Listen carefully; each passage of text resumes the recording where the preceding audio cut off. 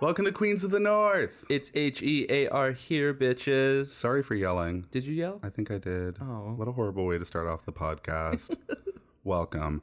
All right, well, I'm Johnny. I'm Tyler. And we are here to talk about Canada's Drag Race. Yes, we are. We are going to be going episode through episode for this inaugural season, talking about our thoughts, feelings, and emotions, and just highlighting the creativity from each episode. That's the plan. Yeah, that's the hope. That's the dream. We're not looking to get negative on here. We're not, because here's the tea. We are not drag queens. We are not drag experts. We are drag fans. Yeah, exactly. And we're artists, and like we both kind of done stuff between like fine art, theater, film, all that kind of shit. So we always have our thoughts and feelings about things. Plus, we co-host a podcast called That's Spooky. That's right. Where each week we talk about everything that makes you go, ooh, that's spooky, from the world of true crime, cults, strange phenomenon. You know, like it could be a baby flying a plane through the Bermuda Triangle, as long as it falls within the categories of spooky gay bullshit, and of course gay encompassing the whole LGBTQIA2+ community.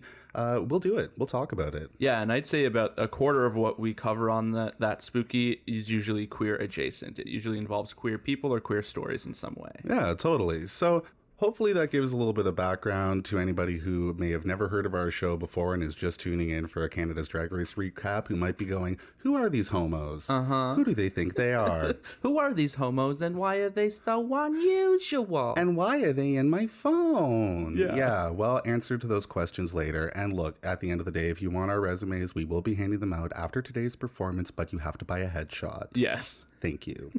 Plus, I'm pretty sure Manila and Latrice are doing a podcast about Canada's Drag Race. Yeah. And Jeffrey Bowyer-Chapman is doing a podcast about Canada's Drag Race, which is like the official one. So if you really want like the scoop and all that, you go there. If you want homos on the internet having fun, You come to the right place. fumbling over their words and slurping around, yeah, you've got it. Oh yeah, and we're Canadian. I forgot to mention that too. Oh, yeah, we live in Toronto. Look, we're going to translate for you. That is also kind of why we're here. This is like global outreach. Yes. Yeah. Yeah. We live in Toronto, but we're both from Nova Scotia originally. Yeah, different parts of Nova Scotia. I'm from the Annapolis Valley. And I'm from Cape Breton, which is like the separatist island of Nova Scotia. Yeah, you're our Quebec. Yeah. If you want to look at it that Exactly. way. And yeah, so if anything, we can help shine a light on some of the nuance and Yeah. some of the references that come up in here. Because damn, they filled this episode with that. It's chocked full of Canadiana. And I'm chock full of desire to talk about these queens. Well, let's do it, because we've got a lot to get through, because as you said, this is episode 1 and we are meeting all of these queens for the very first time. Yeah, so here's the thing. Like we said, each week we are going to talk about the show.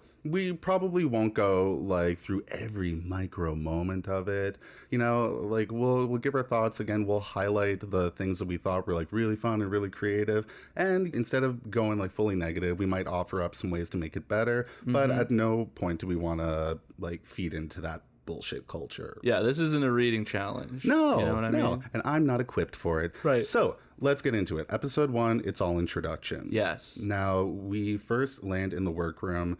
We shot some mirrors. We have like gold moose horns, red paillettes on the wall, like a Yeah. big maple leaf around the door. Definitely. I was glad to see that the walls were actually walls and not just printed canvas. Were they? I think so. I think they are solid walls. Wow. Look at us go. Right? Damn. Oh, and then they also had the portraits of the judges on the wall. Uh-huh. Yeah, which I thought was a nice touch. That was nice. And then sneaky deaky RuPaul over in the corner. Yeah, and I love how they kind of like overlaid it with the mesh at first. Definitely, yeah. RuPaul is kind of like the eye of tool. Saruman Yeah. in this entire season. You know what I Totally. mean? It's just present, Yeah, but she's not like really present. Big sister just watching out of the corner the whole time. Uh-huh. And yeah, then we have the queens walking out through the maple leaf into the workroom to greet the world. Yeah, Yeah.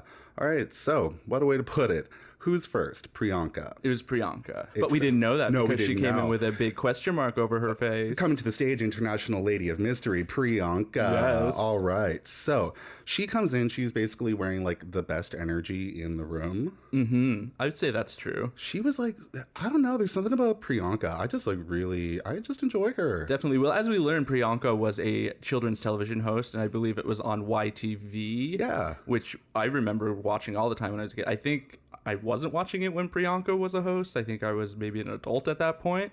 Yeah, same here. But if you are hosting a kids television network show, you're going to know how to command attention. I get that. Who was your favorite PJ on YTV, by the way? Oh, PJ Katie. Oh, yeah? You were a PJ Katie's farm kid? Yes, I loved her. I like PJ Jazzy Jan. Oh, yeah. Yeah. Do you remember her rap career? No. Oh, I do YouTube. remember Sugar, though. I liked Sugar. I don't remember Sugar. You don't remember Sugar? She might be after my time. No, she wasn't. Sugar was definitely around in your time. Maybe you just weren't watching. But she had the really high-pitched voice. She also voiced, oh my God, I can't remember, but she was the voice of the little pink sailor in Sailor Moon. Oh, Rini? Yeah. Oh, yeah. I don't think I ever interacted with her. Oh, okay. I shut remember myself her. down to the world and became a goth at around the age of 9. Oh, so, there you go. Yeah, so you would have missed out. Yeah, no, the moment that I learned that you didn't have to smile to be cool from Posh Spice, it was all downhill from there. That's it. Yeah. Posh Spice ruined a lot of childhoods. Yeah, anyway, back to Priyanka. Yes. So she comes in, she's covered in a question mark. She asks, "What's my name? Do you love me?" to an empty room.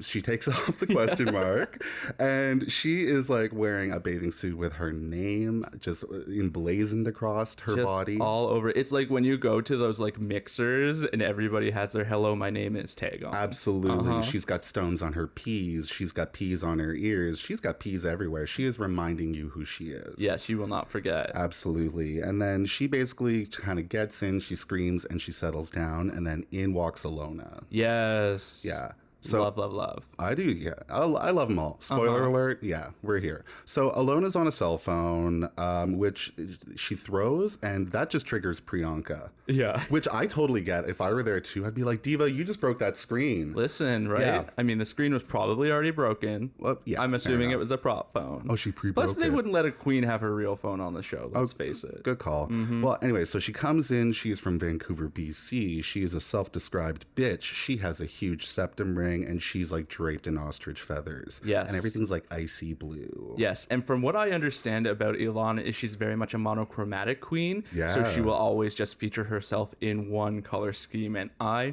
love that. Oh, I do too. And she has like a nice Marcel wave in her hair with like a pompadour bang. It's kind of poodleish. Mm-hmm. Yeah, which I'm into 100%. It's like space glamour. It's very that. Mm-hmm. And she comes in just basically being like, hey, everybody, I'm a bitch. So Yeah. we'll see. Yeah, and then she sits down and she's like, "Oh, you're from Toronto? Half your followers are fake, right?" Which, is as so a fake shady. follower from Toronto, I feel represented. Totally. So next we have Kiara walking in. Yes. So Kiara is from Quebec.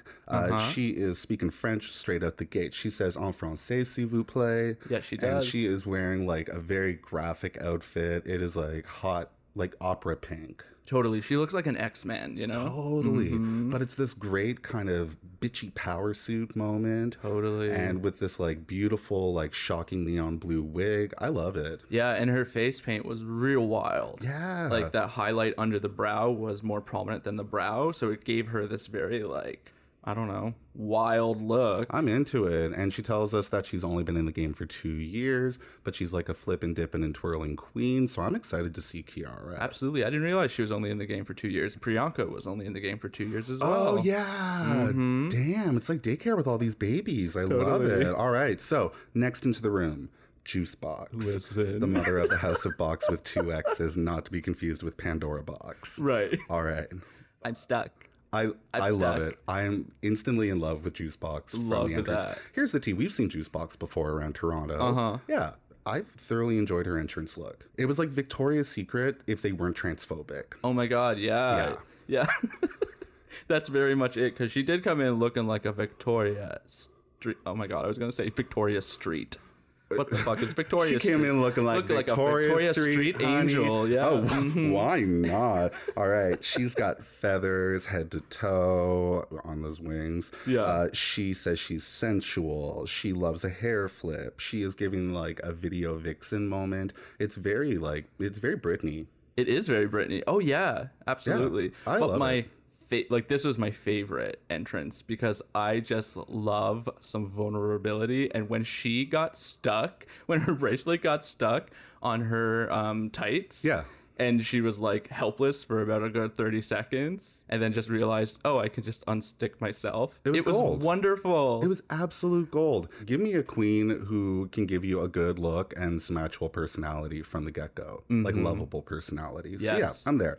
All right, next we have Anastasia Anakwe. Okay, yes. Yeah. I love her. Fuck yeah, she is from East York. Not originally though, she's from the Bahamas. I believe so, yes. Yeah, and she is a pageant queen, and she is just coming in. She is giving us almost like a leg of mutton sleeve. It's just like a big poof. It's like a music makes the people come together moment. It was very that. And she's got that like flat ironed tangerine dream hair, like Naomi Campbelling down to her ass. Yes. Yeah, and she basically tells all of the queens that they can suck on her many accomplishments. Oh, yeah, she had, I can't list them all, but there were like, what, 5 accomplishments, and one she was current reigning, Biscay something. I'm sure there are more. She has like a 17-year career. She said, yeah, like fucking bow down. She is perfection. I am excited. I love a pageant queen. Right, and when a bitch comes in and being like, if you don't know my name, just call me mother. Yeah. They are not there to play. Thank you. Yeah. So that is Anastasia. She also calls herself Starzy. Yes. I think that's what her name is put as in the captions. And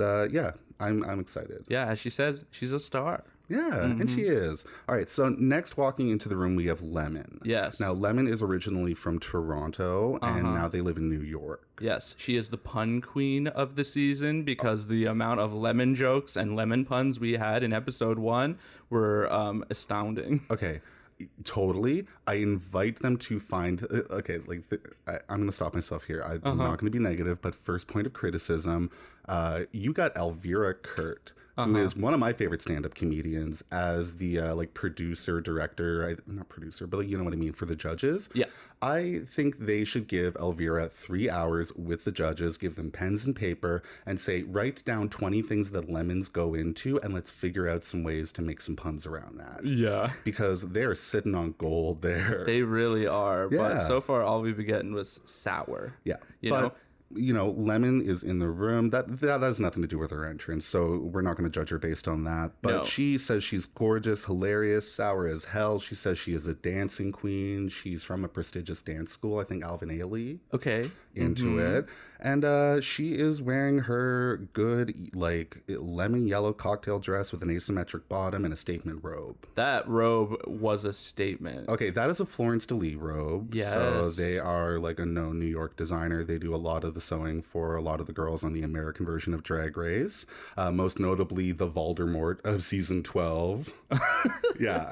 Oh, yeah, we can't say her name. We shall not. And yeah, I think that robe actually belongs to Jasmine Rice LaBeija. Oh, hey, yeah. Yeah, so she wore it in. It was a great nod to New York. I loved it. Lemon looked good. It looked real good. Yeah, of course. All right, so next in the room, Scarlett Bobo. Yes. Another queen that we know from Toronto. I'm really excited for Scarlett Bobo. Yes. Scarlett Bobo is like very much my energy. Definitely. She came and she has a little edge to her, I think, which I Yeah. appreciate. Yeah, it's like a TV test pattern motorcycle club ensemble. Definitely, yeah. It's a little bit paint splattery. She's got that sort of like beach wavy, wet looking hair. Yeah, totally. Brooklyn does that a lot. She does. That kind of like Bob Lang flip to one side. I'm totally into it. It's like highlighter yellow. Definitely. I mean, not to compare queens because I hate no, when no, we're no, like, no, no. oh, this queen is very much like this queen, and this queen's very much like that queen. But Scarlett Bobo does have a very Brooklyn energy to her and her face. No, I would not say the persona has the energy to Well, her. no, you're You're correct. just saying like the face is like similar architecture. The paint, yeah.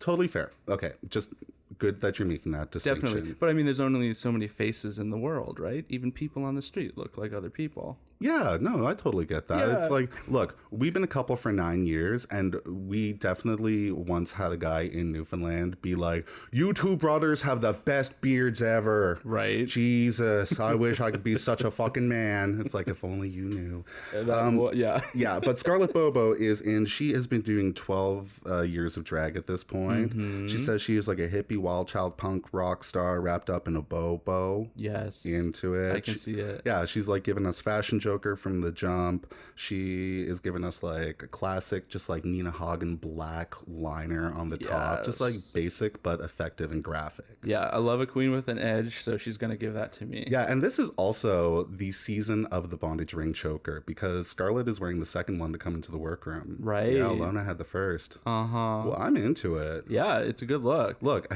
as a goth of a certain age, it resonates deeply within me. Definitely. Yeah, so next in the room, we have Kyne. Yes. What did we think? I like Kyne. She's beautiful. Yeah. Oh, yeah. Like, fuck. She says she gives goddess. She sings, she acts, she dances. She is the dancing diva of the Kitchener, Waterloo, Cambridge, tri-state area, or tri-city area. Yeah. Sorry, I forgot where I was from for a moment. Right. But she is wearing like a two-tone black and white bodysuit with a statement derby hat. Definitely, and I'm assuming she made it because she said in her talking head that she makes pretty much everything that she wears. Yeah, and it looks great. I mean, she's wearing a good like little Betty Boop hair with it. Mm-hmm. I love a black and white contrast moment. Well, that's the thing. It's simple, it's effective, it's clean, and she, according to her, is the queen that has launched 1,000 queens. Right. She's the Helena Troy of YouTube drag. Hey. Hello. Yeah, but this is a smart look. This was a smart look because, as we know, based on past seasons of the American drag races, you don't know what you're in for that first day when you walk in. You might be put into a dunk tank.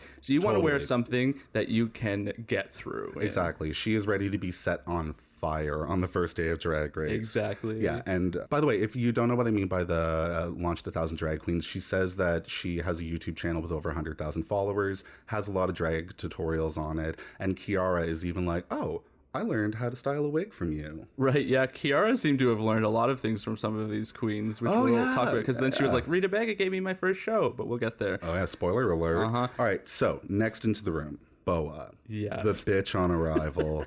She is getting abducted by her UFO fascinator that's got the cute fringe. She is wearing her best Beetlejuice green wig and a cow print bathing suit with udders. Listen, I love this look, but those others are disturbing. You just called them others. Oh, what a really? Freudian slip. Mm-hmm. Yeah. Those udders were disturbing. I think it's the color. Yeah. I honestly think it was the color and maybe the size. That's fair. They're like tiny little cow nipples that are brown and yellow. It's giving you beetle milk. Yeah. I don't mean like Milk the drag queen. I just mean like it's milk in time. Yeah, it's like Beetlejuice and a cow. Absolutely. And she says, and I am what? Constipated. She gives splits, death drops, except JK. None of that.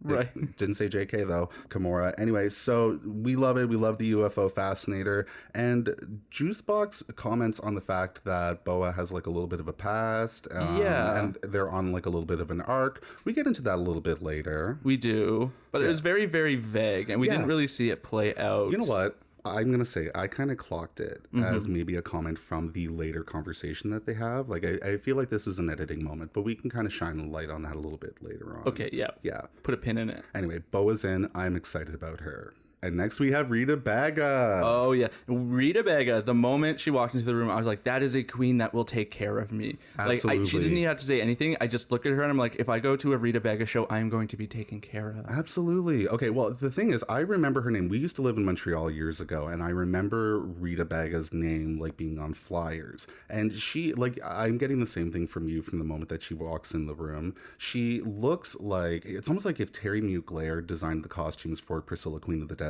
Oh, hey. Like, she is low-key giving me Hugo Weaving from Priscilla in the face. She actually kind of reminds me of them. I can like, see in it. the movie. Yes. Yeah, and I don't know. Like, I love it. She's wearing, like, this highlighter chartreuse wig, and that color is, like, pulled into the hollow, spiky gown with gloves. I'm into it. Yeah, it's a real look. Head to Please. toe, literally. There isn't an inch of her body that is exposed. No, and she says she's the queen of Montreal. She tells everyone to embrace her thick with 2C's accent, and I'm ready to. I'd love a hug. Absolutely. From that thick accent. I was trying to make it to not sound like I was saying like, oh, I want a hug from Rita, but it just made it sound fucking worse.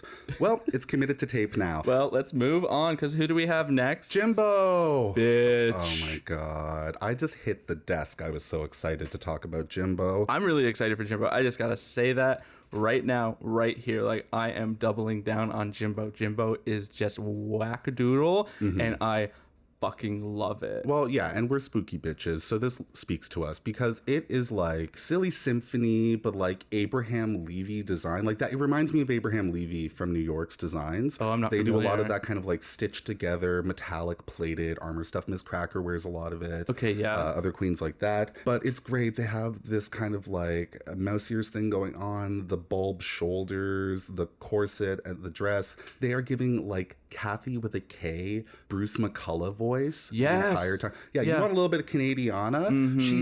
It's either like Kathy with a K or Flying Pig. Because she essentially walks into the room, and which it's not a read because it's like a character, and she's going, "Oh my god, oh, you spin in a circle." Yeah. I feel like everyone that does a podcast is going to make a crack at a Jimbo impression, so I'll stop it there. Absolutely, but I that's a great point that you made though, because I feel like Jimbo would have folded really well into the cast of Kids in the Hall because there's just an irreverence to her humor that I Yeah. just appreciate. It's just you don't know what to expect, and I like that. That's fair. They also do kind of give me like a Scott Thompson vibe at a drag. Very that. So yeah, no, I'm into that. But yeah, Jimbo's there. They're kind of looking like a live puppy teeth illustration. Sure. And they meet the other queens, and I think it is Priyanka who says, "I'd love to have you at my birthday party performing." Yeah. And Jimbo says something about like doing magic, and I'd make my dick disappear. Right, and could you imagine? Actually, I would pay good money for that because I feel like the performance would take 30 minutes. It would be like the singing asshole scene from Pink Flamingos, just a bunch of us in the backyard, Jimbo up on a plank dressed like that, just being like, "Ooh, I don't know. Oh, what'd I do with it? Oh, I made it into a mushroom. Okay. Oh, Yeah. it hit me in the head." You know, like, Exactly. yeah, I'd be so here for it. Please, how much does that performance cost? Right, I want to know because my birthday's coming up in a couple months. October 19th, save Yes. the date. All right, so that's Jimbo. Now we have the final queen to walk into the workroom. The final queen, the queen. I'm excited about this queen. Yes. This is a queen that we know from Toronto. And when we say we know these queens from Toronto, we don't know any of these people personally. No. We know of them. Yes. Yeah. And we've been to the shows. We've seen them dip and turn and all that kind of stuff. We love it. So anyway, the next queen to walk in the room, Tainomi Banks. Yes. Thoughts? I'm really excited. I mean, Tainomi Banks is just an iconic queen, just like an excellent drag queen Absolutely. in every sense of the word. And she tells us that she is giving like a mix of like Tyra and Naomi. She is giving attitude neck. Oh my God, that attitude neck and that sweater with that attitude neck was a lot of what I wanted. That's the thing about Tainomi. It's just like, it's no bullshit. That's what I just appreciate about having her on my TV. I don't even care if that was a complete sentence. You know what I fucking meant. She's covered in like this bodysuit that has like AB crystals on it. She's got this beautiful ginger high pony, and like Alicia Cuthbert, take note, because that's how you do a high pony. That's right. That is the volume required to do a high pony. But yeah, she is just great. She is, as Mayhem Miller would say, the queen of the party. She really is. She's the Yeah. queen of the party, arguably the queen of the North. I think maybe she is above all of the other queens, and maybe this is just my own lens, the most well-known queen on this season. I would say, yeah. And like, she's a queen's queen because a lot of the other queens who have been talking about Drag Race Canada have shouted out Tainomi. And you know what? Like, I once worked on a movie that she was on, actually, just like last summer. I was the only thing standing between her and being side-lit. That is homophobic. Just so you know. Yeah. Everything came to the front after that. But Yeah, you do not side light a drag queen You don't. unless you've already got twice as many lights already shining at them face on. absolutely. Yeah, so that's the tea. Tainomi is a queen that works. She is a queen that is known, and she is the crown jewel on top of the queens that have walked into the workroom. That's it, because that is all 12 queens. Oh my god, and by the way, don't have this as me like putting her at a higher status. I just mean that she was like the cherry on top. She was the final piece of the puzzle. Right, well, in her words, they saved the best for the last. Yeah, and here I am just searching for a completion metaphor. Anyway, let's just get into it. So the queens assemble in the room, they sniff each other out, and then the room mail comes. Right, and it's RuPaul. And it's, ooh, Canada. Which I'm not mad at. No, that's she fun. tells them not to puck it up. Yeah, and basically she just says, all right, out the gate. The judges walk in the room, and Stacey McKenzie is the first to greet them all. Oh my God, Stacey McKenzie's dress was fucking amazing. Every time she put her hands on her hips, the way that the dress was cut, it just gave her these like loopy cartoon arms. I loved it. I loved it. It reminded me of this photo of Peggy Moffat that I always like stare at on my Pinterest. Stacey McKenzie, just like so cool. She is a model that has been around since the 90s. You might remember her from America's Next Top Model. I think she was on Project Runway too. I don't know. She was on Top Model Canada. Yes. But here's the tea about Stacey McKenzie. Like, I just love that she is doing all this hosting stuff, especially in Canada, and that she's like back on this show. Because when she started off her career, like from what I remember, part of her story was that she basically had to move away from Canada because she was told that she was like too essentially not Caucasian enough for the market. Right, and that's wild to me. Yeah, so it's just so cool to see her back in this like judging position, just owning the room, you know, and not compromising. So we love Stacey McKenzie, and then next in the room we have Brooklyn Heights. Yes. Which, I mean, if you're a Drag Race viewer, kind of needs no introduction. Absolutely not. We know her. We love her. We saw Brooklyn dip it and do it.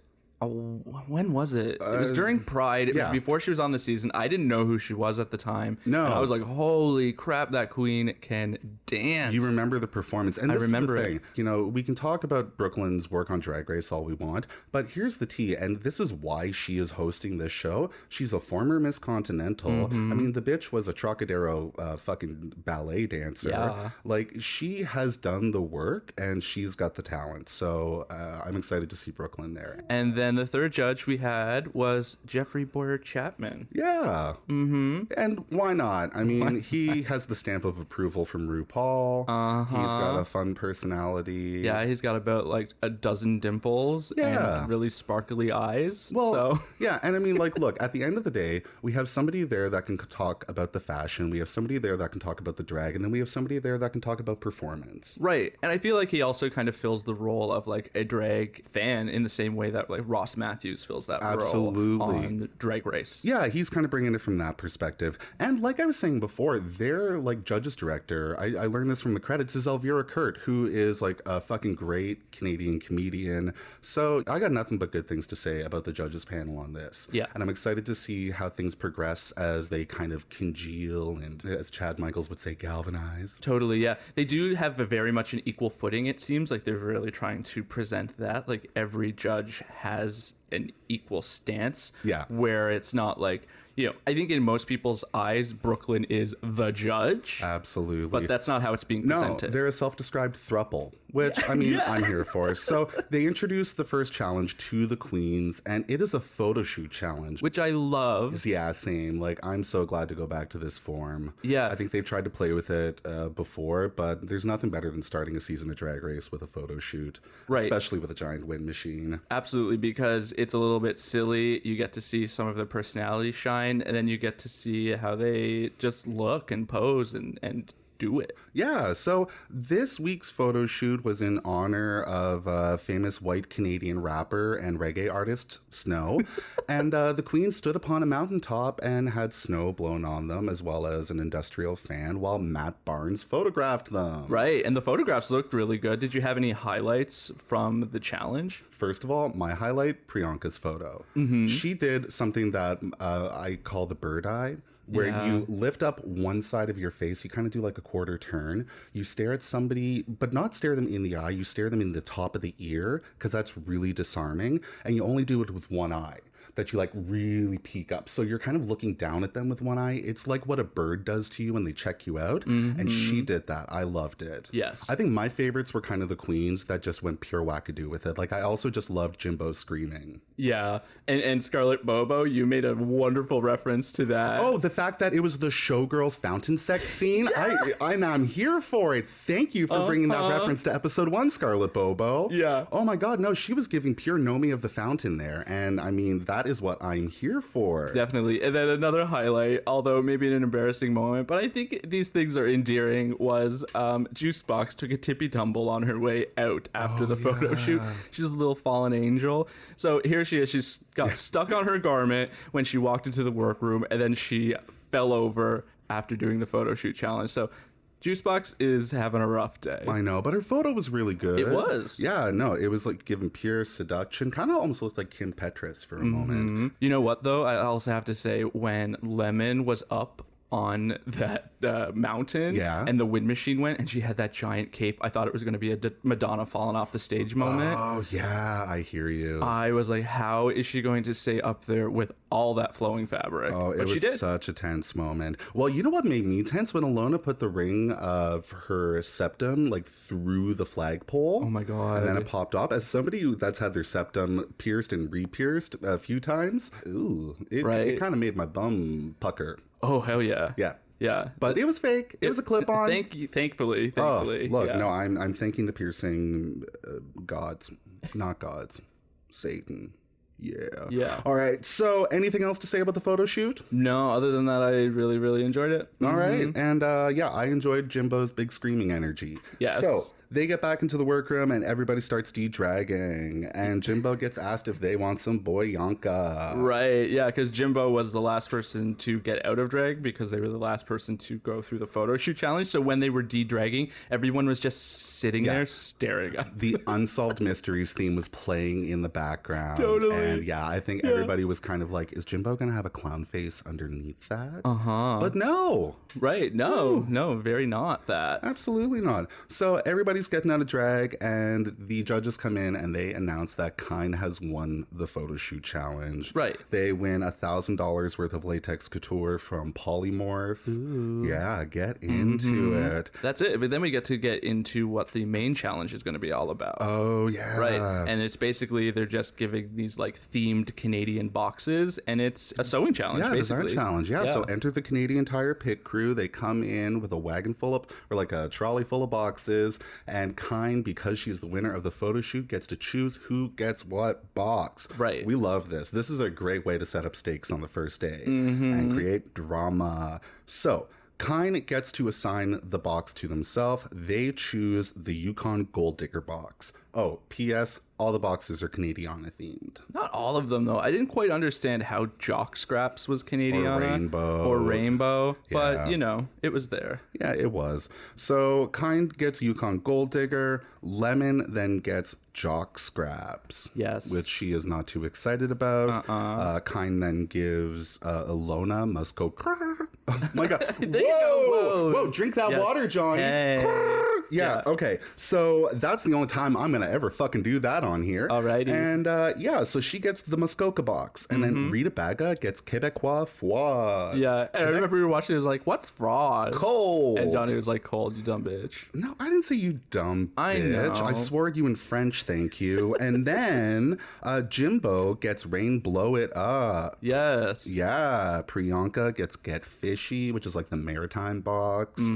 Boa gets Man of Green Gables, which is the PEI themed box. And I was half expecting to see some red mud coming out of there. Right. They should have given her red mud stained fabric like they do with those fucking mud t-shirts. Right. Diva. Yeah. Some red dirt. Yeah. Anyway, so Kiara then gets the Like a Prairie box. Tainomi gets Lumberjanes, you know, plaid and denim, of course. Starzy gets Canada Gay, which is like a Canadiana maple leaf. It's like red Canada and Day white. garb. Yeah. Scarlet gets the Glampede. Yes. And Juicebox gets the Much Rusic video prance. Now, what box would you want if you had to get a box? Whew, I don't know. Maybe like Much Rusic video prance, or maybe the maritime one. Yeah, I'm right there with you, actually. It's like, ooh, I could either do a nod to like my home or Much Music Video Prance. Just seems like you could have a lot of fun with it. Man of Green Gables would have been fun too, though. You like green. I do That's the like thing. green. Yeah, you're really, and you love potatoes. I do. Yeah, and if you don't know the reference and you're kind of like Much Rusic video prance, essentially, Much Music is like the Canadian equivalent of MTV. They were like our music video television back in the day. They're still kind of around in some iteration, but it kind of really died out around the early 2000s, around the time the VH1 became nothing but reality shows. Exactly. So Much Music used to do these video dances where essentially they would have screens and they would play music videos. You get the whole thing. But they would tour them around the country so you could enter for a chance to get a Much video dance in your area. And to those of us who grew up in rural parts of Canada, this was like a fucking dream. This was like getting calls from Santa calls on YTV at Christmas. Yes. Which I didn't realize you had to apply for, and I legitimately spent many a night just hoping that you were going to get a call from staring Santa. at that lipstick red plastic phone that we had. You can imagine that one. I can. From like the 80s. Yeah, just hoping that Santa would call me. Oh, and he never did. Poor Never little did. baby Johnny. Yeah, but Much Music Video Prance is a Much Music Video Dance, which is essentially just like 90s club wear. Yeah, it's just coveted. I remember every school wanted to have a Much Music Video Dance. I never got to have one. No. I never got to go to one. Same. No, they were like a dream for me. But I will say, this category also kind of butts up with what Jeffrey Bowyer-Chapman referred to once as Speaker's Corner Dancer, but I think he means Electric Circus Dancer. Yes. Which was like a late night weekend show that they used to have on Much Music, where at the Much Music studio, they would have like a rave, and there would be dancers and lights and music, and they would have a camera going through it. And it was trying to capture like that whole moment in club land. Yeah, totally. It was kind of like the pre-drinking show. It played on Friday night. You'd be like at home drinking with your girls before you went out to the bar. Totally. And then for any of us like kids with insomnia who were not legal or anywhere close to it, that was kind of our way to feel like we were experiencing the 90s club culture that we were seeing everywhere else. Right. But listen, yeah. Electric Circus, there are clips of it and broadcasts of it on YouTube. So if you want to get a feel for And there's it, nothing more depressing than watching that and going, oh, I thought you were so fucking cool. It's a real good time. I was so intimidated watching Electric Circus. No, and like, sorry about all these like stop and talk moments, but there are just some Canadian references that we need to talk about. Sure, yeah. How else are they going to know about Video and Arcade Top 10 home players? Right, exactly. Yeah. And it's very exciting because Canada, yes, we are a big country, but we are a small population. So like I don't know, I feel like our pop culture is steeped in nostalgia. Well, yeah, and especially because for so many years we had these broadcast laws where you had to have such a percentage of Canadian content. So there is a lot of Canadian content that has been created that only ever existed in this kind of insular little vacuum. But the game is changing because here we are, Canada's Drag Race, and it is holding up to the quality that is RuPaul's Drag Race, which is really exciting. Absolutely. Now, here's a question for you. If you were to do this challenge, if you, let's throw the prefab boxes out of the way. Okay. What box would you have loved to see in this challenge? Oh, that didn't exist? Yeah. A poutine box? Oh, fucking perfect. Because your drag name is Putina. I forgot. If I had a drag persona, she would be Putina. And mine would be Leslie Fist in honor of Canadian diva and icon Leslie Feist. Or Cake Bush. So would you want a Leslie Feist box? No, I think I would do like a Blue Nose Ghosts box. Ooh. Yeah. Yes. Spooky Maritime box. I Give love it that. to me. All right. So that is that. The challenge gets doled out to everybody. And then it is just time for people to start constructing their garments. Oh, yeah. And they announced that Alicia Cuthbert's going to be there. And people are excited. Right. Because we all grew up on Popular Mechanics for Kids. Totally. Now, did we get a walkthrough? No, we didn't. No. I felt like that segment was a little bit short.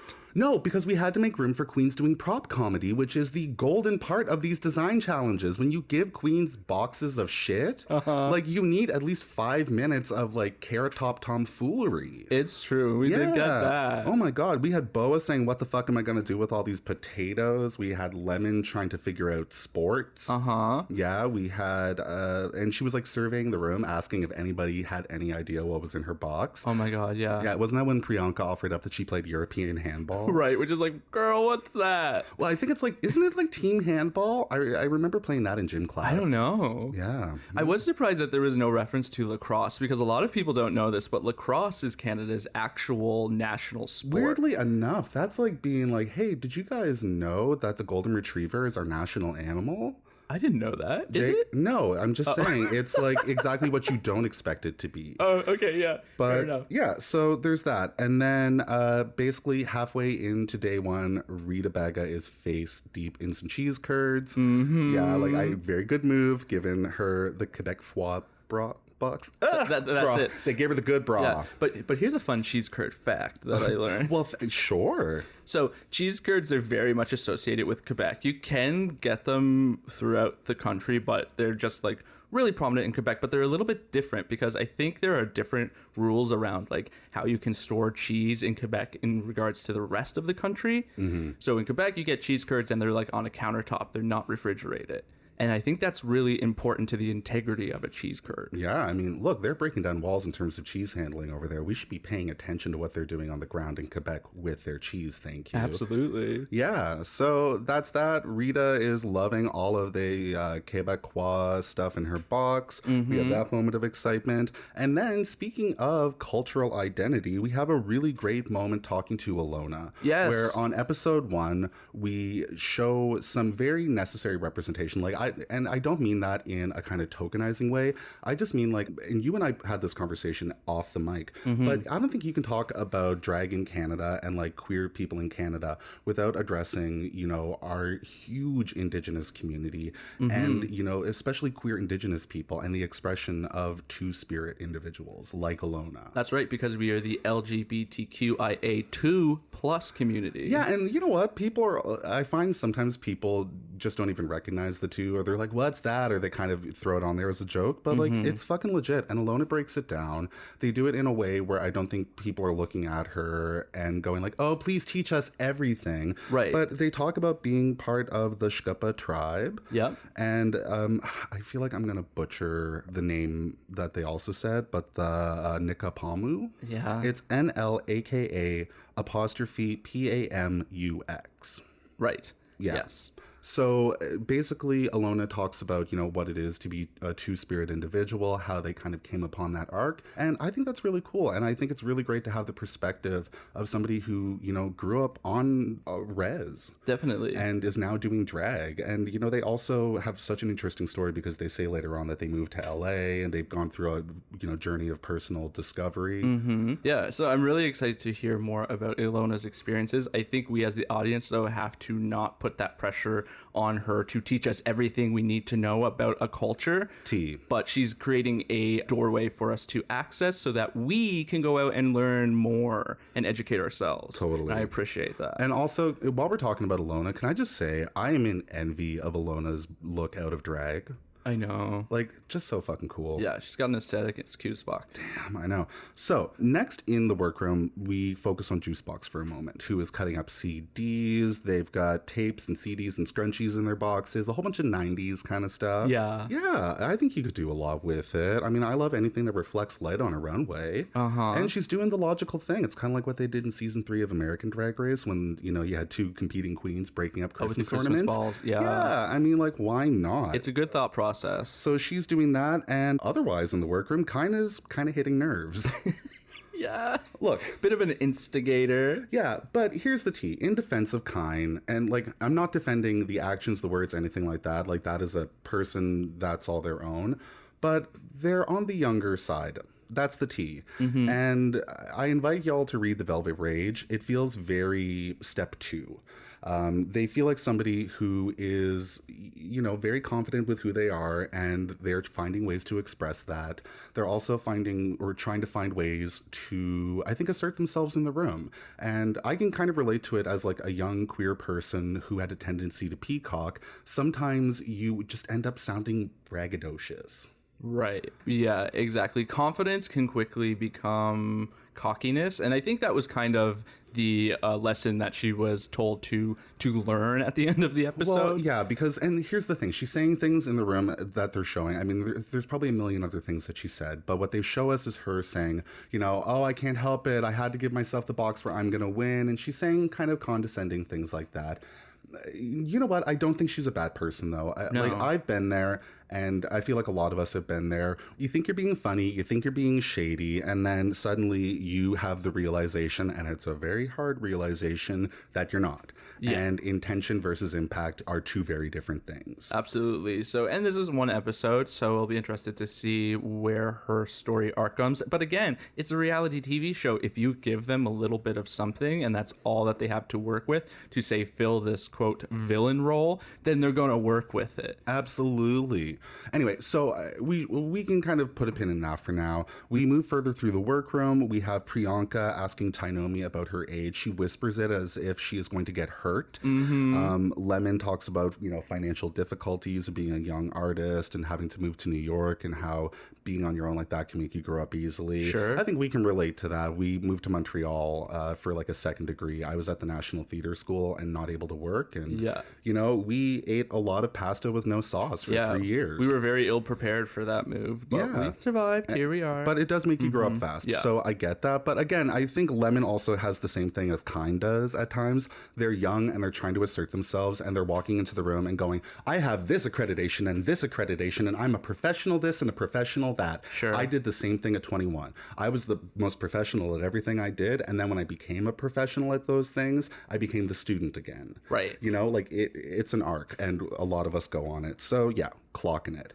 And then Alona talks about living in LA, talking about people kind of not recognizing your growth because of your faults from the past. I'm sure we'll see a little bit more of a conversation surrounding that. Absolutely. And I should say, now at this point, I know that we've kind of breezed through working on garments into the next day, working on garments and painting, but it's a kind of homogenous point in the show. Yeah.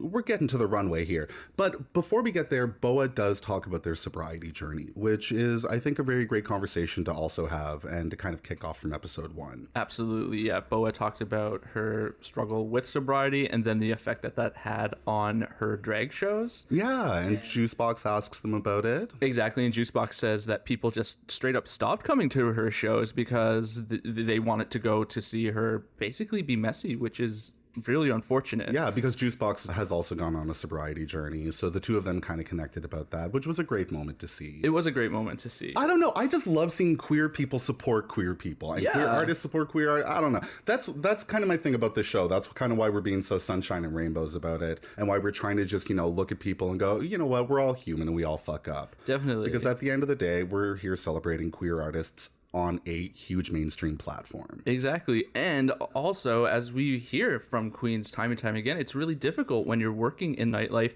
and you are fighting for your sobriety, because that is not an easy place to be. No, because you're surrounded by it constantly, but you're also there to make a paycheck. So it's at a certain point where you have to find that balance of pleasure and business. But I think this was the moment in which, when we were talking before at the beginning of the episode, when Boa came in and we had the talking head of Juicebox saying that Boa was a little bit messy and a little bit annoying. They were probably, as you were saying, referencing that experience, that moment of that journey towards sobriety. Yeah, so that's kind of what it felt like to me. So maybe we should just get into the runway. Let's do it. What did we think? All right, well, Alicia Cuthbert comes out and she introduces it. They kind of do this reversal where it's not a guest judge for the week, but a guest host. Right. I feel like they're trying to take a note from Saturday Night Live where they have a celebrity come on and they introduce the show and they sign the show off and they're kind of the talking head of the episode. Yeah, I will say as a viewer, it is a little bit jarring to all of a sudden be in a different host's hands and they're kind of speaking to the hosts as if they are guests on the show. Right. But again, I feel like Drag Race is finding their footing. I mean, if you look back to the American series, for the first 2 seasons, every time Rue wanted the girls back on stage, it was a journey. Definitely. It was like, bring my girls back out here so I can speak to them about fashion. Totally. Yeah. But this is also entirely my own opinion and my own suspicions, is that they didn't want to push Brooklyn too hard into the role of RuPaul. Good call. Because those are some big shoes to fill, and you're constantly going to be compared to that. So by weighing out the responsibilities or divvying out the responsibilities that way, no one is carrying that responsibility. Absolutely. So yeah, then we have Alicia Cuthbert introduce them, and it's cool. I mean, I'll be interested to see if they keep doing this throughout the season. And as we said before, Alicia Cuthbert is wearing the only ponytail. Mm-hmm. So, first on the runway, Anastasia Anakwe. Yeah, what did we think? I personally was really impressed with that cape because I didn't realize this until you pointed it out, but that puffy coat, that wasn't there. She constructed that out of the fabric. Oh, absolutely. She created a puffer coat. I think Roots might be calling her up to be like, can you send us the pattern? It's so fucking good. Yeah. Yeah, she came out with that and a red bob. There was a swimsuit underneath that was the same fabric, kind of pulling that storyline in there. I don't know. I was into it. Definitely. And I saw a lot of the stuff that she had in her box, so she curated it well because she had like Cat in the Hat style Canada Day hats. Fuck, Like look. it could have gotten real kitschy real fast. Real and dollar I store, think yeah. considering that the theme is Canada, she did a really good job at elevating that aesthetic. Oh yeah, it was like intergalactic Mary J. Blige for Canada Day. Thank you. I love it. All right, so next on the runway, Kiara. Yeah. She is giving us a scarecrow. Yeah, it's a scarecrow moment. I think this was maybe my favorite look of the night because it was a little bit spooky, and I like that. Oh, totally. Yeah, she is giving you like full scarecrow face and paint, like the lips of somebody who smokes 4 packs a day. She is giving you rainbow dreads, which I love. Totally. And I didn't notice it on my initial watch, but I noticed it on rewatch. I liked how she used some of the flowers as like little pasties for her nipples. Oh, yeah. No, Kiara does really good looks. Yeah. Next on stage, Lemon. Initially, I really liked this. Like, I was into it. I was vibing with it. The colors were good. I thought the places in which she chose to put the neon mesh was good. I thought it was well curated, and I appreciated the performance as well, because the whole time she was like, I don't know anything about sports, and she really leaned into that, and it was entertaining. Yeah, well, and I feel like she also kind of gave like anime sports, which I'm not mad at. Sure. Yeah, you know what? Like, I look at this in summer 2020, and I get everything that the judges said about it, but I feel like if this were a year ahead, they'd probably be going, oh, I've got Stupid Love vibes from that. Definitely. Because Lady Gaga is doing this more kind of DIY thing now. Like, I'm like, look, Tyler and I are not Gaga stans or anything like that. But I mean, like, call a spade, Definitely. you know? It reminds me of those looks. Yeah, it's very Mad Max, Apocalypse. And throwing, like, a monochromatic wig on it. Yeah. A bit ahead of its time, maybe. Yeah, why not? But you know what? The critique is all valid. We are not looking at this being like, she should have won. It was ahead of its time. No, but I mean, like, we're being very complimentary at the same time. why the fuck not? So at the end of the day, that's cool. Now we got Alona. I Yes. almost said Lemon again. So Alona is coming out with, again, I love this like pastel orange hair. She has given us like a heather gray bodycon dress with a swooping front. Got that Morticia Adams silhouette. Absolutely. She's got pasties on that match. She is giving me like a soft Halloween sea witch. Yes, Yeah, exactly. So she definitely did the prompt of the challenge, which was like take the box and funnel it through your lens. You know, it doesn't necessarily scream Muskoka. No, you but know, what does scream Muskoka? I mean, Muskoka is like, I don't want to say cottage country, but it's kind of that vibe. It's like, you know, she probably had a lot of hunter stuff, a lot of very pragmatic garments. So Right. I don't know. I kind of look at it and it's like, I get it. And I appreciate what she did. I really liked it. Absolutely. And then after Alona, we have Kine, who is Girl. giving us evil stepsister of a solid gold dancer. She is, look, I actually really liked it when I first saw it. Yeah. I love that silhouette. I love some big hair. I love a disco bodysuit. And then she walked. Obviously, it's very difficult to walk with 2 hoops filled with balls dangling around your ankles, and it showed. To bring another Showgirls reference into it, she was shedding her costume over the stage and creating a little bit of a tripping hazard. Yeah. But yeah. at the same time, you know, like, I see where she was going with it. And honestly, like, I won't lie, I didn't see it as the bottom look. I didn't see it as the bottom look, and I mean, it wasn't the bottom look, but it wasn't the top look either. No. But I guess, I mean, I'm going to skip ahead a little bit. Boa was one that I was surprised to see it in the top. Safe, maybe? Top? I don't know. Well, that's but the anyway. thing about couture. Sometimes you love it, sometimes you hate it, and there's a thin line between the two. Now, speaking of couture, we had Jimbo next on the runway. Oh my God, she's giving us tiny hats. She's giving So us many like tiny a hats. French Renaissance silhouette. Almost, it's kind of like Dresden Dolls did a Pride show. It is very that. To me, it looked like a box of crayons melted with your mom's jewelry in it. Yeah, and like, look, I feel like if this were the American show, they'd probably go like, oh, the waist is a little bit low and the garment looks a little bit heavy, and I feel like you could have done more with the wig. But this is Canada's Drag Race, and I feel like this speaks, because this was a top look this week, like, spoiler alert, but this speaks to how we do drag in Canada and kind of what defines us, where it's like, we are not a place where we have everything at our fingertips. Like, as somebody who grew up on the East Coast, you know, Hot Topic was a wish and a dream. Oh, yeah, you could never. It was never a reality to me.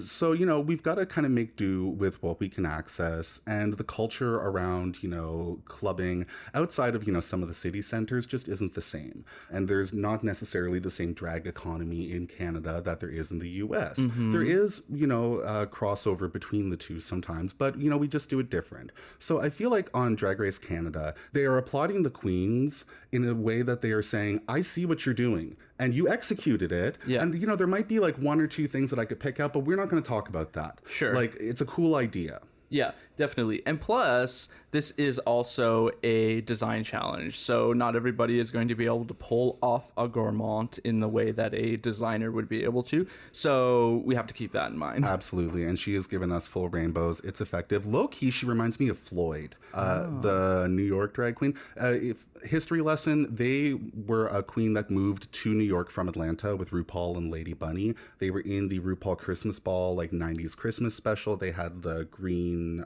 mohawk and like the tiny brows. They're also a painter. They're still around to this day. But yeah, like I kind of get a Floyd vibe from Jimbo, and I feel like that's why I'm cool with this look. I really like it. Yeah. All right. Well, next we had Tainomi Banks. Yeah. And she had kind of that lumberjane aesthetic to it. And I have to say, I wasn't wowed by this look. There's a lot of fabric covering fabric. It's good. I love the obnoxious sock accessory that she had. Oh my god, yeah, no, the sock puppet. Yeah. I was into it. I mean, I like the colors. I love denim and red plaid going together like that, especially with the gray of the socks. I think the hair worked, and I like the wood chip fascinator. Why not? Sure. All right, that's Tainomi. Now we have Boa. Yes. Okay, so Boa, as I said, for me, not the strongest look, but kind of to echo the sentiment that you had before, I don't think it was necessarily about the look. It was more about the presentation, and she served it. There was a detail everywhere. She constructed that corset, and it fit her right. She was giving us Peg Bundy as Miss Potato Field 2020. She is like the only wacky aunt of Sailor Jupiter. I am here for it. Absolutely, and she was just a lot of fun on the runway. And I think Brooklyn gave us a good Anna Green Gables reference in this moment, where she said that's what happens when you put makeup on Marilla, like on Marilla. Yeah, a little bit of an Anna Green Gables deep cut for y'all there. There you go. Anyway, so that is Boa. It is fun. Also, not to compare to Drag Race, but it kind of actually made me think of Victoria Porchop Parker's outfit on episode 1 of Drag Race. Just the hair color and the green and the silhouette, that's what took me there. It's not exactly the same thing because she did not have a bucket and trowel with cookie crumbs. Thank you. But here's the thing. I appreciate some straw hat titties. And I do too. And some potatoes. Like it was like a potato headband? Potato necklace, I believe. Oh, there were potatoes everywhere. There were potatoes everywhere, I'm pretty sure. Potatoes across the board. Yes. All right, and then next on stage, we have Juice Box. All right, now, I'm going to say right now, I appreciated that they gave her a whip crack sound effect when she came out on that stage with that ponytail. Listen, that ponytail was very, front and center for this entire runway. So they did her the whip crack, and, here's the thing. I'm going to defend this. I didn't hate this outfit. Sure. I looked at it and I think it could have benefited from a spiky hem. It would have read a little bit more Flintstones like she was hoping for. I feel like there were a few cues like that she could have taken it to make it really scream what she wanted. But, we all fumble. We all, are on our arcs of learning how to create a garment, and it's a pressure cooker. So I get it. I'm seriously just offering this up to counter what the judges are saying, maybe a way to kind of get it closer to what they would want it. But fundamentally, I think that this outfit could work. It could. It just needs a few more zhuzhy details. I think a little bit more length in the skirt would help because that would allow you to cut up, and then you could have that kind of semblance of a really high hem with the spike. And it would read a little bit more Wilma or Pebbles Flintstone. Yes. And I don't know if that was, I just don't know if the Flintstone, if that was the reference, if that reference was pushed far enough for it to read as that without being told that's what it is. Yeah, but I don't know. I guess I could accept it. 90s club, it can kind of be anything. And you know what? She is giving you Gwen Stefani hair. It's true. Yeah, she is walking in the spider webs with that shit. And if it weren't problematic, I'm sure she'd be wearing a bindi. Now, next on stage, we have Priyanka. Priyanka is giving us crabs on her shoes. She is giving us a nautical fantasy. Yeah, she's got some netting on her hip, just swaying. The term keeps getting thrown around, but it's almost like that pop star silhouette. It's very like bathing suit with like a little bit of a wrap. It's like early 2000s Britney in that way, but it's definitely screaming Maritimes in like the fabrics. And I appreciate how she recovered from her outfit falling apart when the shrimp fell onto the stage and she just decided to eat it. It was a crab leg. Oh, that's what it was. She sucked the meat out of that fucker, I'll tell you. I love it. We were proud of her as Maritimers. Yes. And that was the day that Nova Scotia saluted a drag queen. Anyway, so much love to Priyanka. It was a fun outfit. Next on stage and our final queen on the runway, we have Rita Baga. Yes. Who is giving you the only cold shoulder look. It's true. Oh, well, underneath that cape. Oh my God, how could I forget about that cape? Right? Yeah. Well, that's it. I would say I liked this look a lot. Like, the cape was really amazing. It was a little underwhelming when the cape went away. I just kind of wanted the cape to stay there the whole time. But she compensated that by bringing some humor into the presentation. But she gave you winter at the club. She said, this is my look for walking into the club from the Uber. This is how I look when I drop the coat on my way up to the stage to host the show. Thank you. Yeah, okay, you know? yeah. And like at the same time, like, and I'm not going to say it every episode, but I do get some Priscilla Queen of the Desert vibe from her with like the headpiece. Like the hair doesn't have to be hair. That's what I love about drag. Yes. And she has given us pom-pom heels. She is bringing her own special effects by dribbling snow everywhere. It works. It does. Yeah. I'm not mad at it, Yeah. and I love a cheese curd. Absolutely. Oh yeah, she's eating cheese curds on the runway. Yes. Thank you. Like this is Drag Race fucking Canada. So, tops of the week. Rita, Boa, Jimbo. Bottoms, Lemon, Juicebox, Kine. Yes. Thoughts? Again, I was surprised by Boa if I'm looking at it as just like a look. But again, I think she presented it really well. She was very entertaining, and I think that's what kind of nudged her into the top. I don't disagree. No, I don't either. I mean, I can totally see it all. So I think it was even-handed, and the judges critique them. Kine got a little bit sharp.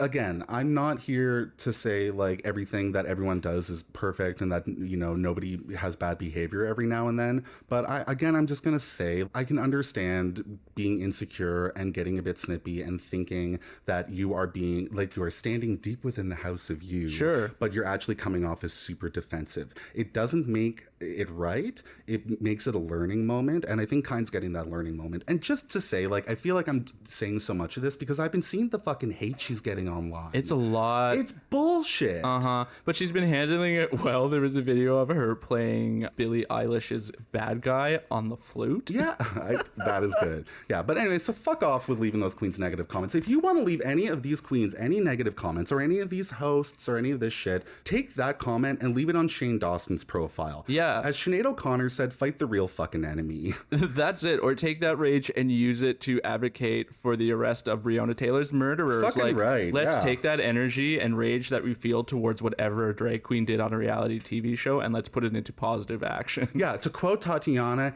think that, feel that, and then...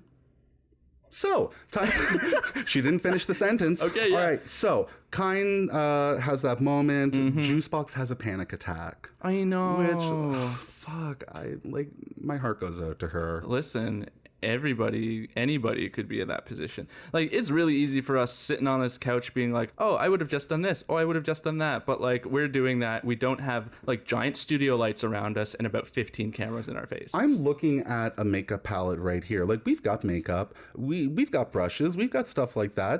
Drag is fucking hard. Oh, bitch, hell yeah. It's hard and it's time consuming. Like, I have been trying to learn how to just do a fun cut crease, and I still look like a pig in a fucking wig. And it's been months. Yeah. Like, what these people are doing is fucking artistry. So yeah, at the end of the day, like, my heart goes out to any of these people. And especially, like, she's standing there. It's like the first episode, the first series in the country. You know that it's a show that everyone around the world watches, and you're stumbling. And Juicebox is also a queen from Toronto who is booked. Yeah. You know, and she's loved. So I'm sure she also feels the pressure in her head where she's like, fuck, people are probably expecting me to do so well. Right. And yeah, like, I totally feel for her. By the way, holy fuck, we forgot about Scarlett Bobo.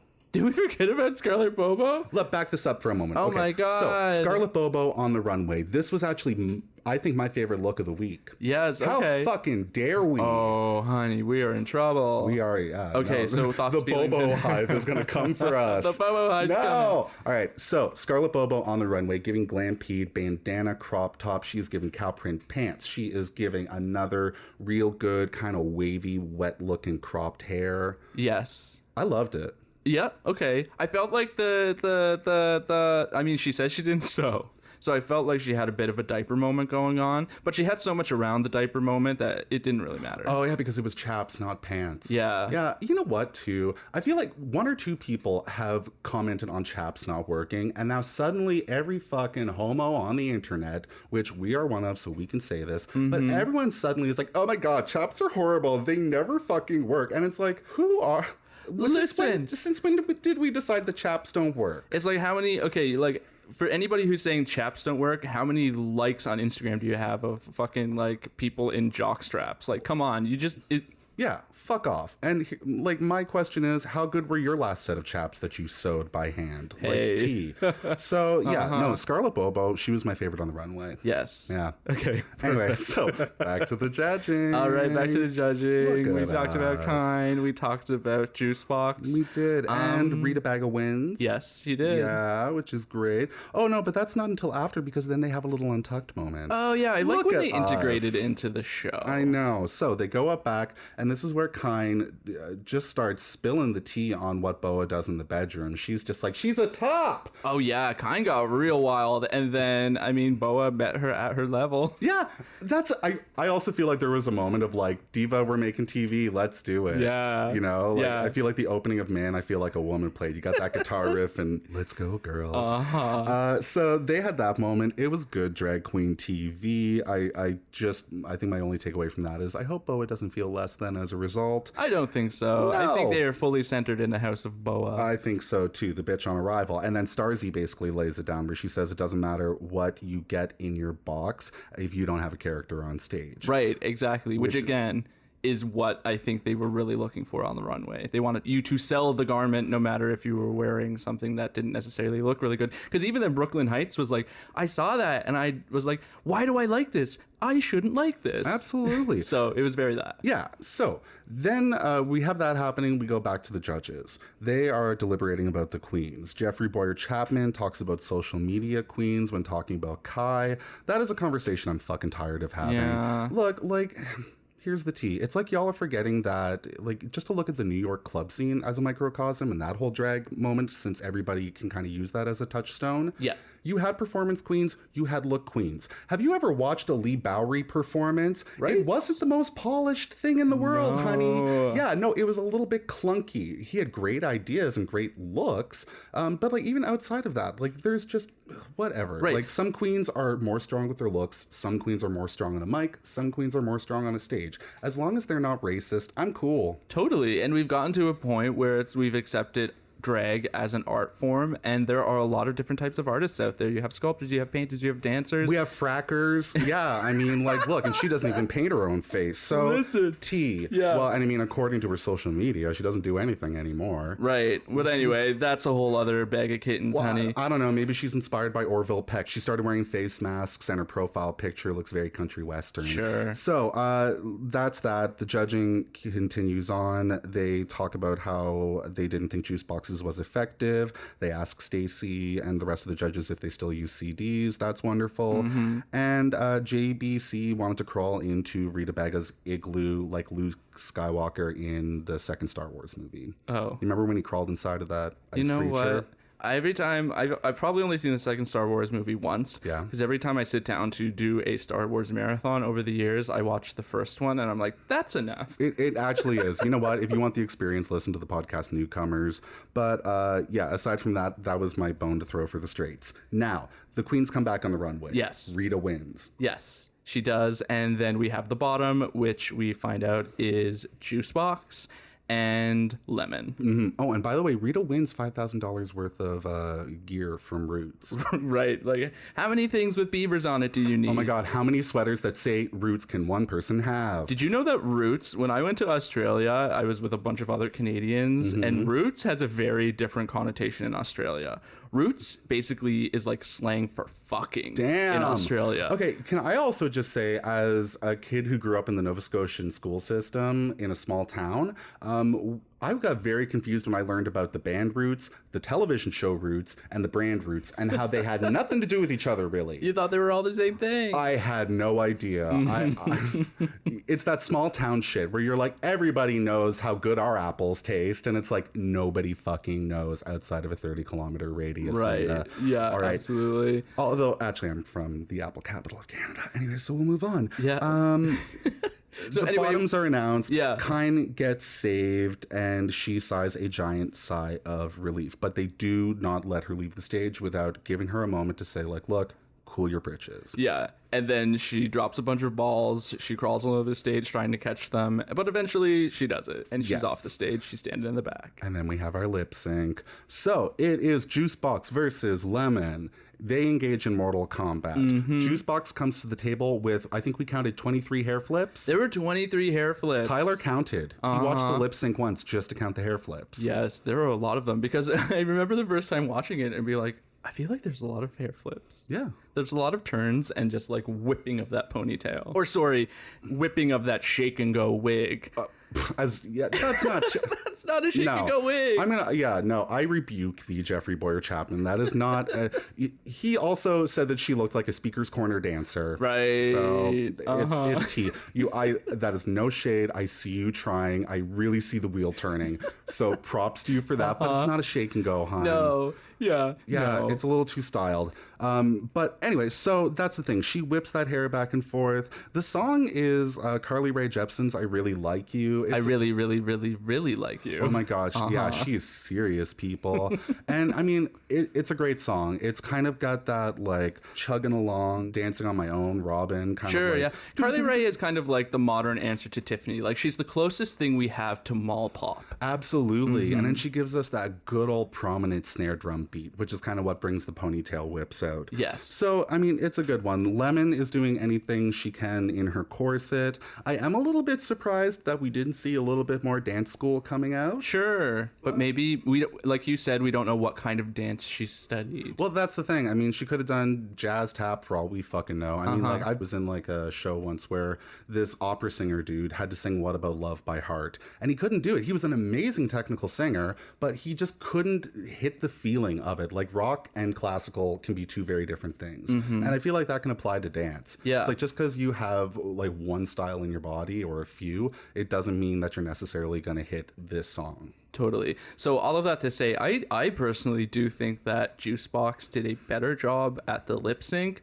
but maybe her outfit just wasn't enough to sort of propel her into being safe. That's fair. Yeah, no, I think that is what happened, which is unfortunate because essentially the lip sync is over. The judges do the ceremonial passing of the note in study hall. Oh my God. Them all. Listen, they really want us to know that the judges have equal footing. So we have to have the footage of them very somberly handing these pink sparkly envelopes for Brooklyn to read. I'm amazed that they didn't do it all in one voice, like an improv challenge where they're like, hello. Right. Yeah. Or like Mary Kate and Ashley Olsen from Clone High. Just like that. Yeah. They connect almost like a Megazord in Power Rangers. Yeah. Yeah. And as one being, they announce the winner of the challenge or of the lip sync. And that is Lemon. So Lemon gets to die another day. And Juicebox has to go home. Yeah. Yeah. So Juicebox basically gets told that even though you didn't bring home the Canadian bacon, you will forever be our Canadian pork chop. Which is wonderful. I think that's very sweet. Yeah, no, it's a nice little send-off, and Juicebox sends a nice little